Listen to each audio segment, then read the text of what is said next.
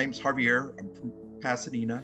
I work in the insurance field. That's what I basically do here in Texas.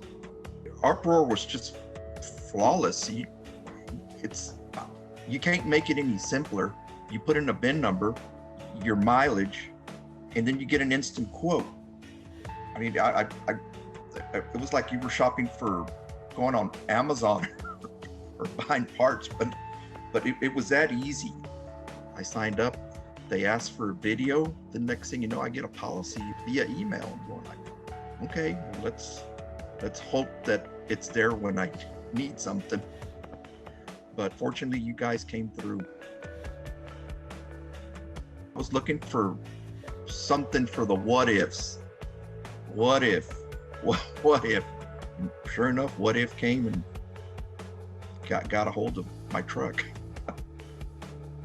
Uproar paid $3,900. Probably would have had to put it on a credit card and just make monthly payments for the repairs. But as far as impact, I guess it's just one less bill that I don't have to worry about. I would recommend it. I mean, I'm proof. Again, I'm going to show this bill.